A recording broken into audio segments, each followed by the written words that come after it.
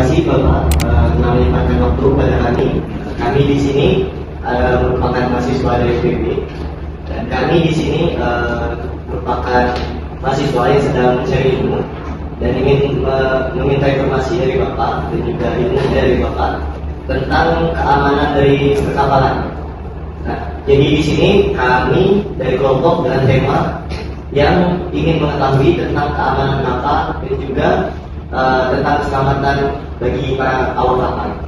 Nah, di sini kedatangan kami dimaksudkan untuk kami ingin mewawancara bapak-bapak sekalian untuk mengetahui informasi lebih lanjut terkait mata kuliah kami agar kami mendapatkan informasi dan dapat menyelesaikan mata kuliah.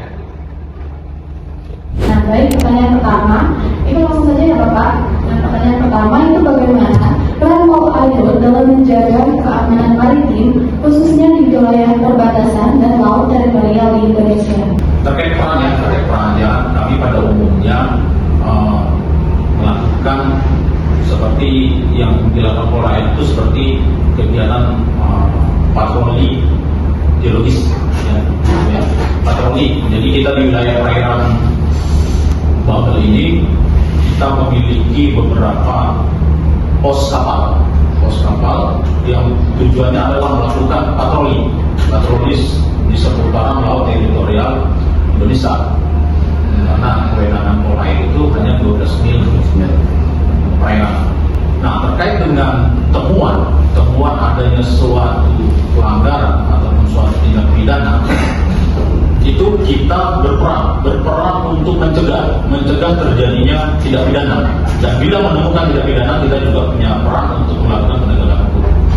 Dan di sini ada tindak pidana seperti penyelundupan, terus ada illegal fishing, maupun pelanggaran lain, ya misalnya narkotika juga ada, macam-macam kejahatan pidana. Untuk pertanyaan selanjutnya itu dari yang Bapak sebutkan tadi itu ada tindak pidananya kayak penyelundupan, narkotika, segala macam. Apa itu pernah terjadi? Di penanganan kita sudah beberapa kali ya, termasuk di tahun kemarin seperti penyelundupan timah, penyelundupan baby lobster, ya kan? Itu secara undang-undang maka sudah kita proses, dan prosesnya B21 semua pelakunya itu sudah diamankan dan sudah divonis melalui pengadilan. Jadi itu sudah pernah terjadi. Apakah ada pembedaan antara masyarakat sipil dari Indonesia, misalnya jual timah ke luar negeri, atau dengan masyarakat dari negara lain, misalnya kayak negara Thailand yang mau mengedar sabu gitu? Nah, tindak pidana ini beda. Apakah penanganan ataupun penegakan hukumnya beda antara untuk masyarakat kita dan juga untuk masyarakat dari luar negeri? Berdasarkan azas hukumnya ya, semua kedudukan sama di hadapan hukum. Tidak ada perbedaan antara masyarakat kita sendiri maupun dari luar. Hanya saja ada prosedur-prosedur yang akan kita terapkan bila mana itu terkait dengan warga negara asing. Beda. Kalau kita bisa langsung ini, tapi kalau warga negara asing kita punya mekanisme tersendiri, ada peraturan kepolisiannya, perkapnya yang mengatur tentang mekanisme penanganan warga negara asing berkaitan dengan tindak pidana, apa mereka sebagai saksi atau tersangka. Jadi mekanismenya itu harus kami laksanakan. Tapi pada umumnya penegakan hukumnya itu sama, kedudukannya sama di hadapan hukum, biar warga negara asing atau warga negara kita. Kita sebenarnya lebih menghimbau kepada warga negara kita sendiri, gitu ya. Apalagi seperti pelanggaran yang dilaksanakan yang berdampak ekonomi. Seperti di perairan kita, pertambangan itu kan umumnya ilegal. Kita sering melaksanakan persuasi edukatif, kita himbauan, beberapa kali kita himbau agar mereka melaksanakan sesuai dengan undang-undang. Undang-undangnya melarang yang tanpa izin. Jadi mereka baru bisa pakai izin dan seperti itu. Nah, dilemanya di kita penegak hukum, gitu kan? Himbauan sudah kita laksanakan, persuasi edukatif sudah kita laksanakan. Namun berdampak terhadap pelanggaran hukum itu sendiri, ya kita punya tugas di situ untuk menegakkan hukum.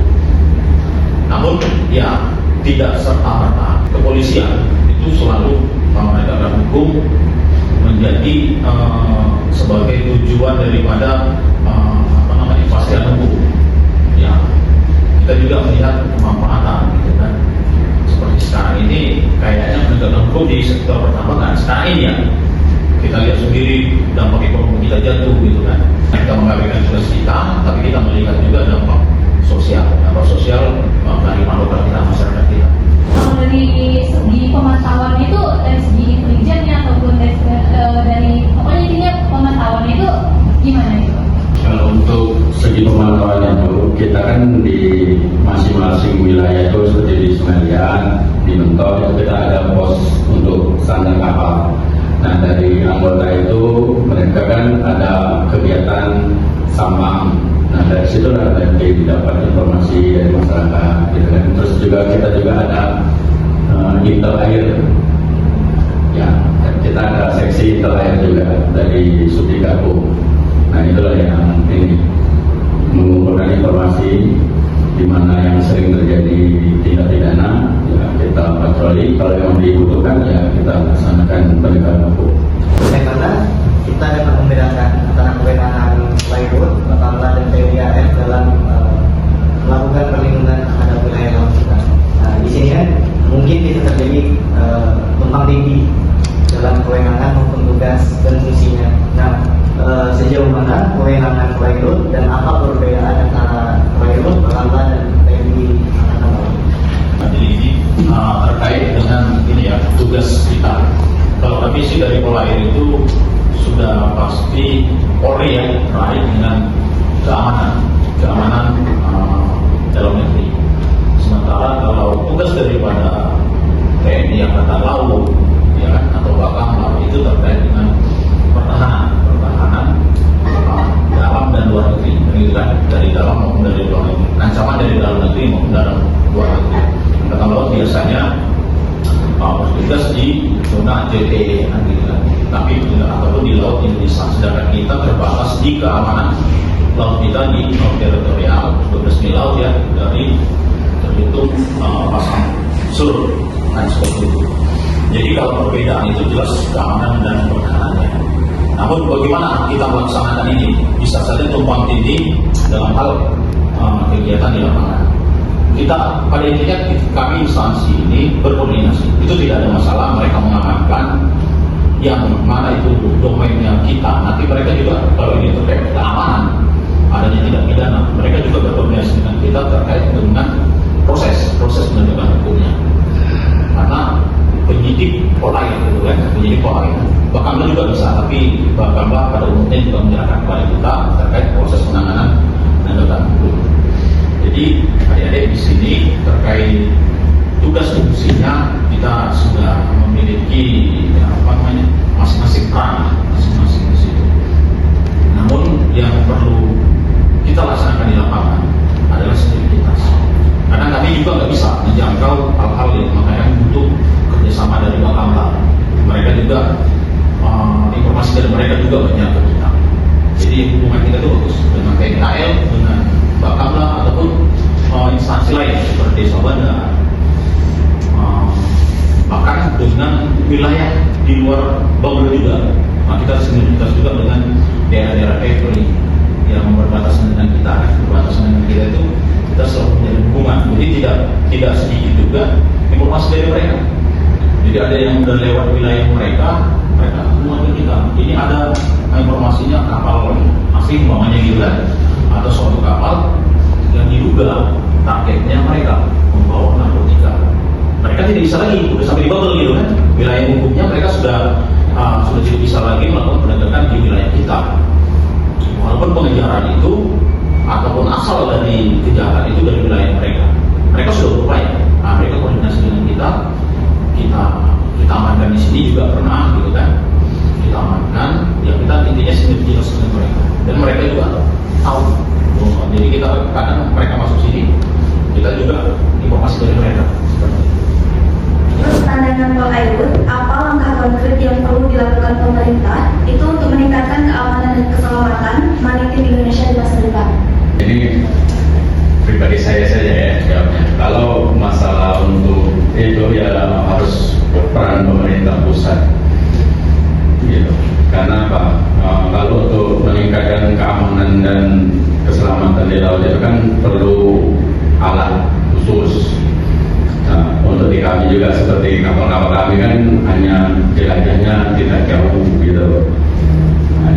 memang perlu alususnya ya. Terus sosialisasi juga masalah hukum ini. Terus masyarakat kita kan masih kurang dengan hukum kan. Nah itu perlu peran serta dari kita, dari adik-adik semua itu, untuk sama-sama ini kan taat hukum. Masalah penangkapan ikan misalnya gitu kan, ada destruktif fishing itu kan merusak karang misalnya, seperti itu kan kita harus himbau. Apakah ada tantangan terbesar yang dihadapi Polaido dalam menjaga keamanan dan keselamatan pelayaran? Tantangan besarnya itu pada umumnya kami ini belum menjadi rutinitas Polair ya. Apalagi dalam sebuah tantangan yang begitu besar, ya tidak juga sebagai karena ini sudah menjadi kegiatan rutinitas dan polanya itu sama gitu. Keselamatan kapal itu yang bertanggung jawab itu ya mulai dari awal otoritas pelabuhan ya kan, di situ ada Samanda, ada KSOP. Mereka sudah harus menerapkan sebagaimana aturan-aturan ya, ketentuan-ketentuan standar operasional prosedur pengoperasian sebuah kapal, sehingga saat pelayaran kapal itu bisa aman, tidak mengalami kendala. Kalau terjadi suatu kecelakaan, ya kan, mereka bisa menanggulangi karena sudah ditetapkan aturan-aturan seperti peralatan bila mana terjadi contohnya kebakaran gitu ya. Bila terjadi kebakaran atau bila terjadi kecelakaan lain, mereka punya antisipasi. Dan seringnya yang kita temukan adanya suatu peralatan yang tidak berfungsi, yang mana seharusnya pada saat kejadian bisa menyelamatkan nyawa gitu kan, sehingga yang malah terjadi timbul korban. Kami dari Polair, kami menerapkan bagaimana standar itu dilaksanakan. Tapi kan terlambat, bila sudah terjadi kebakaran, baru kami turun, sudah ada korban jiwa gitu kan. Makanya itu didahului kesadaran daripada pelaku usaha, pemilik kapal atau agen-agen pelayaran kapal untuk memaksimalkan atau melaksanakan kewajiban mereka terhadap dengan keselamatan kapal, sehingga pelayaran itu bisa berjalan dengan aman. Dalam penegakan hukum itu upaya terakhir kan seperti itu. Kalau udah ada meninggal dunia, mau nggak mau ya bukan kita cari-cari, tapi tindak pidana itu terjadi karena adanya suatu kesengajaan kan atau kelalaian kan. Nah kalau itu sudah ada, unsur itu sudah ada, maka tindak pidana itu terdatang. Tapi kalau mereka sudah melaksanakan kewajibannya, ya kan, tidak ada kelalaian di situ, tapi ada namanya force majeure. Force majeure itu adalah situasi alam ya, situasi alam yang tidak bisa kita kendalikan. Itu di luar kendali kita, seperti ombak besar. Ya kita bisa berlayar, ternyata tiba-tiba ombaknya besar. Kapal kita tenggelam, korban nyawa, itu force majeure namanya. Tapi kalau sudah tahu ombak besar, kapten masih berani. Sudah ada peringatan ini dari BPKB sudah mengeluarkan ini. High risk, risiko besar itu kan untuk melakukan pelayaran. Disarankan untuk tidak melakukan pelayaran. Ternyata kapten ngambil suatu kebijakan udah kita tetap pelayaran. Nah itu bisa kita bertanggung jawaban. Dia sengaja sudah tahu ombak besar, dia sengaja melayarkan kapalnya. Bagaimana dengan keselamatan kapal, keselamatan orang, keselamatan barang jika terjadi sesuatu dengan ombak seperti ini? Nah itu hal-hal seperti itu yang perlu kita sosialisasikan. Maka sering kita dengar ya, kapal yang melayar pada saat ombak besar itu terkait dengan keselamatan juga. Walaupun di momen-momen tertentu seperti kegiatan di akhir tahun itu biasanya ombaknya besar itu, sementara di situ ada Nataru gitu kan, orang ingin mudik, tapi mau nggak mau pelayaran itu dihentikan. Walaupun kemauan masyarakat mereka ingin mudik gitu kan, tapi menjaga keselamatan itu ya dari awal pelabuhan itu sudah harus diterapkan sebelum berlayar. Kalau sudah terjadi suatu peristiwa Polair tidak menegakkan hukum. Ada kapal lain itu yang tidak berbendera Indonesia atau negara manapun. Nah itu secara ilegal melewati perbatasan dari wilayah teritorial kita. Itu peran ada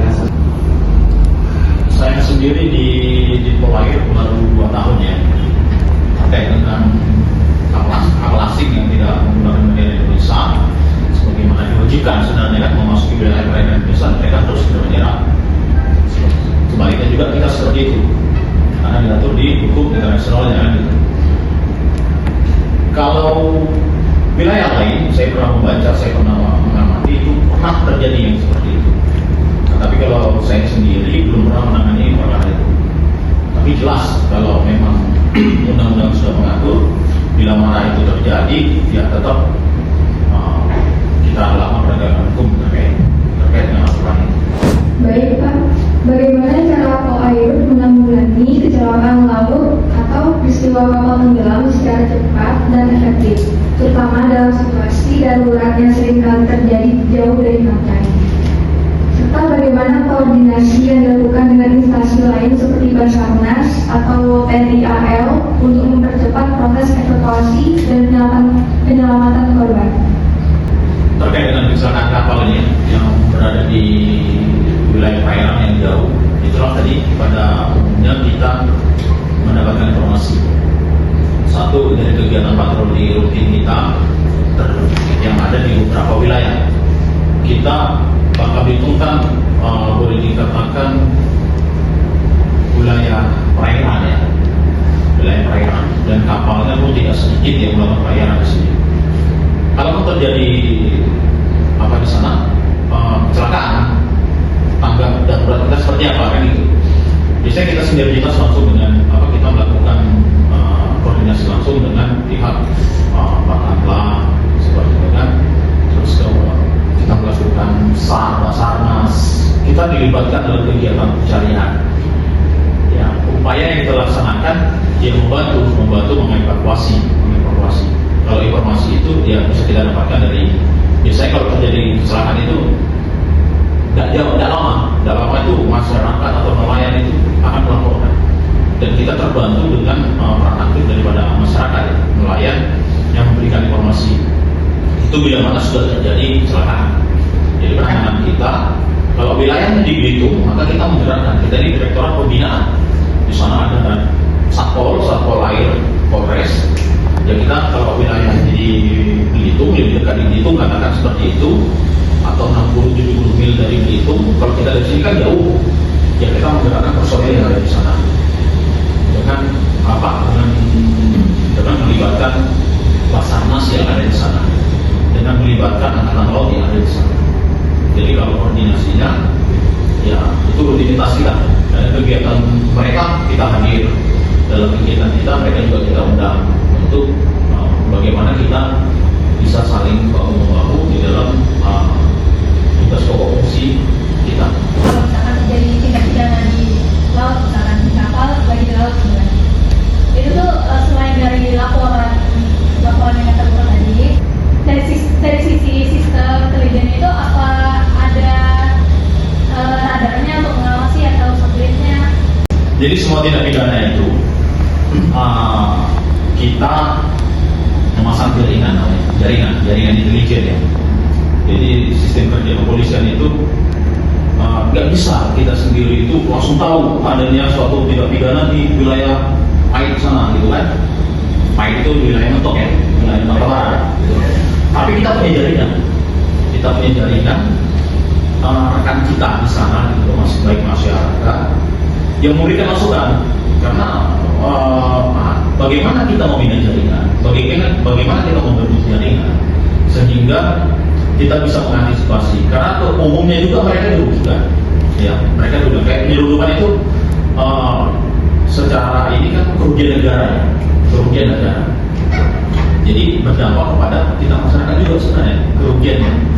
Hanya segelintir orang yang diuntungkan daripada kegiatan penyeludupan, kan gitu kan, pelaku usaha atau pelaku kejahatan itulah yang diuntungkan. Kalau masyarakat kan dirugikan, kan seperti itu. Tapi banyak juga masyarakat yang sadar hukum, mereka menginformasikan kita. Nah, peran kita, bagaimana kita membentuk jaringan itu? Kalau kita mendeteksi seperti ada suatu alat detektor, nggak ada. Jadi kita tetap peran aktif kita untuk menyatakan masyarakat dan peran aktif masyarakat memberikan informasi ke kita. Tapi setelah informasi ada, nah mekanisme seperti apa yang harus kita laksanakan sehingga tidak terjadi, apakah kita lakukan penggalangan, ya kan, penggalangan itu bukan berarti kita galang supaya dia tidak melakukan gitu kan, ya kita galang bagaimana kita menghambat tindak pidana itu terjadi. Ya kalau kita laksanakan, kita udah tahu nih wilayah Pahit ini bakal keluar ini penyeludupan, kita maksimalkan patroli di sana gitu. Jadi kalau sudah warung kapal kita sehari 2-3 kali di situ, yang pelaku itu pasti takut kita nggak, kan gitu. Nah kalau kita kejar-kejaran, ya 50-50, kapal jadi dicanggih dari kapal kita. Nah itu salah satu sarana kita yang, nah jadi pertanyaan tadi ya salah satu tantangan kita bagaimana supaya performa maritim kita ini bagus, yaitu salah satunya masih kita terkendala di sarana-sarana. Tapi apapun kekurangan sarana kita itu tidak menjadi alasan bagi kami untuk tidak melaksanakan tugas kami, gitu ya. Prasarana yang ada itu ya kami maksimalkan. Seperti itu. Saya ingin menambahkan yang dimana di sini kan saya notice dari tadi itu kan tindak pidana kan, bahkan udah sampai divonis pengadilan. Nah di sini pertanyaan saya itu di tahun berapa kasus tersebut itu paling banyak terjadi atau pelanggaran itu paling banyak terjadi yang pernah OAIRO tangani gitu? Kalau di tahun kemarin ya, ramai kayak Baby Lobster. Baby Lobster itu jadi gini, pola kejahatannya, wilayah perairan kita itu kaya, kita nggak tahu ya. Negara kita belum begitu canggih untuk membudidaya Baby Lobster. Baru satu negara yang di atas 90% keberhasilan membudidaya dari Baby Lobster sampai dengan lobster siap konsumsi. Itu negara Vietnam. Kita sudah beberapa kali belajar ke sana juga nggak mampu. Ya, makanya penyeludupan dari Indonesia ke Vietnam itu melalui Singapura, melalui Thailand, melalui Malaysia itu banyak sekali. Tapi ada musimnya. Nah, musim Baby Lobster. Apa namanya? Anugerahnya di Indonesia ini, kita itu ekosistem perkawinan Baby Lobster. Gitu. Jadi di Laut Jawa mulai dari Pangandaran sampai dengan kemarin kebetulan saya nanya di Baby Lobster itu sampai dengan ke pantai selatan wilayah mana itu tempat Baby Lobster. Jadi dari datang semua ke situ, bertelur di situ, netas di situ. Makanya bagi masyarakat situ, nangkap Baby Lobster itu gampang. Mereka hanya malam-malam butuh center, mata-mata udang itu keluar, mau Baby Lobster itu kelihatan, kan cendok-cendok. Itu mereka beli satu ekor itu bisa 10.000, 20.000, dan mereka bisa menangkap ratusan bahkan ribuan ekor. Nah disinilah muncul peluang-peluang itu. Kemudian ada pelaku-pelaku usaha yang punya jaringan sampai ke negara tetangga. Mereka mencoba 20.000, tapi mereka menjual harganya 200.000, 400.000. Maka kemarin tahun 2024 sudah, beliau masih di lapangan, kita nangkap itu kemarin. Jadi kerugian negara itu 35 miliar. Kebetulan saya menyidik kemarin, saya amankan itu kalau nggak salah kemarin ada 15 tersangka ya. Tapi tadi jaringan ini kita agak susah terkendala di membuka jaringan sampai ke luar negerinya, karena mereka pun tersekat-sekat. Jadi kemarin itu yang kita penyelenggara Baby Lobster di Piyu itu yang dijadikan tersangka, kemudian supir yang membawa dari Bogor, dari Lampung itu kita jadikan tersangka. Seperti itu. Jadi tapi kalau kasus di daerah lain tahun kemarin ramai, tahun ini belum dengar. Ada sih, tapi nggak seramai tahun kemarin. Ya, karena musim juga. Musimnya itu biasanya di bulan September sampai dengan di bulan Februari, di bulan April. Itu siklus membiarkan virus. Untuk terkait virus semakin kuat tekanan untuk regulasi hukumnya, kemudian situasi yang tidak memungkinkan dan ada peluang bagi pelaku itu menyelundupkan karena harganya di wilayah di luar negeri lebih mahal daripada di wilayah kita, itu jadi peluang juga. Dulu smelter banyak buka gitu kan, dulu smelter banyak buka, harga juga stabil, penyelundupan berapa? Sekarang harga tidak stabil, penegakan hukum kita tingkatkan dalam kegiatan penambangan. Akhirnya mereka mencari cara gimana biar bisa keluar barang ini. Sekarang ramai-ramainya penyelundupan. Makanya muncullah Satgas sekarang. Satgas, adik-adik ini mendengar kan, adanya Satgas yang dibentuk oleh Pak Presiden untuk mendukung kebijakan pemerintahan Bubble ini kayak contoh nih, karena salah satu wilayah pengembangan. Ya cukup dari kami ucapkan terima kasih